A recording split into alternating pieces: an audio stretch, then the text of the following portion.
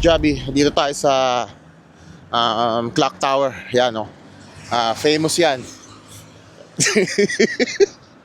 Sobrang famous niyan, Clock Tower. Alam mo bakit? Traffic kasi dito. Sobrang famous niyan, di ba? So, malapit dito sa bahay ko. Walking tayo. Hanap tayo ng spot. Pwede mag-jogging. Libre din dito. So, kuha din tayo ng magandang view. Papasyal ko kayo dito sa may, what you call this one? Mactum Bridge. Saan pwede mag-walking dito. Let's try. Let's go. Yeah guys, no? Pag tinatamad kayo mag-cardio sa gym, gawa nga ng nakakainip, di ba? Totoo naman, nakakainip talaga. Alam mo, 30 minutes o 45 minutes ka doon. Pero pag lumabas ka, di mo mamamalayan yung oras. Yan mo. Ganda pa ng panahon. Sulitin na natin yan kasi next month wala na. Parang sauna na dito. So, yan, no. Pupunta tayo ng Mactum Bridge. Merong joggingan doon eh. At let's explore some stuff. Time check nga pala, alauna na madaling araw. So, yeah, tapos ko lang din mag-gym, arms day ngayon. At ngayon, kukunin ko naman yung step ko, 10,000 step. So mga isang oras tayo dito. Uwi ako alas 2, alas 3, tapos kakain ako. And then that's it. Sarap lang ang ganito eh, no? Chill lang, di ba?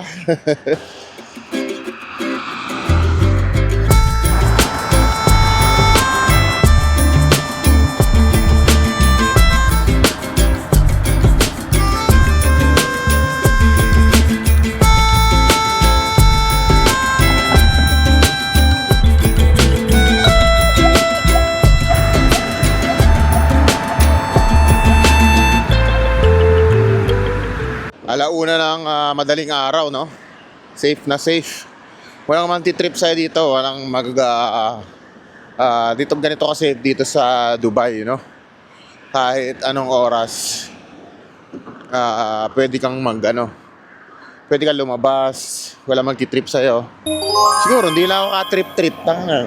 Sino mo naman may gustong hold upin ako, di ba? Para ka nagtampo sa bigas nun. Alam niyo ba guys, gusto ko bumalik dun sa yung pinag-joggingan ko sa may Kite Beach. Gusto kong tapusin yung from the start. Hindi ko alam kung saan hanggang saan yung dulo nun, kung ilan kilometro or what. Pero gusto kong kasi sumuko ako nung time na yun. Gawa nga ng baka nga umulan, di ba? So, gusto ko siya i-break yung record. Ewan ko hanggang saan yun. Hanggang dito yata yun eh.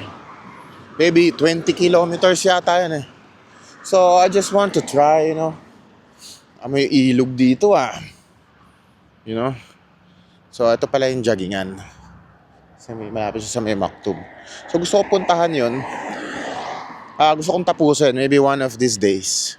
Habang di pa naulan, no? Habang di pa nainit. Punta tayo doon. So, ganda dito. Di ba? Kasi mag-treadmill ka, di ba? Wala ka makikitang ganyan, no? See? Grabe yung Dubai. Ha? Very nice. Ngayon lang ako nakapag-jogging dito sa Riga, Albuten. So, it's good. And nakaka-relax din. Kaso wala ng tao. Guys, ikot-ikot muna tayo.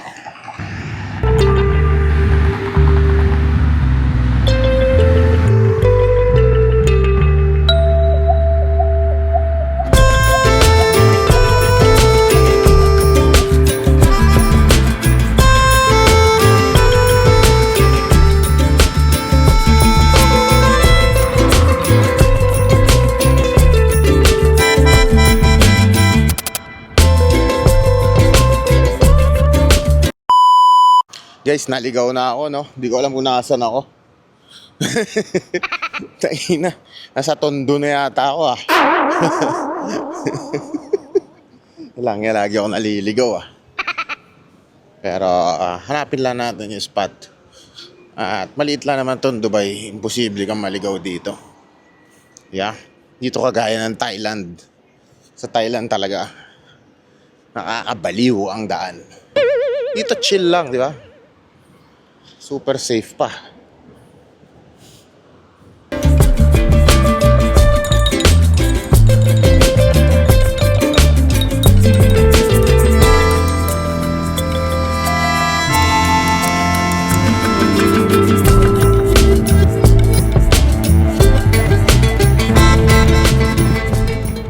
Time guys, 2 a.m., 2:10. So halos ang oras ko rin na ikot.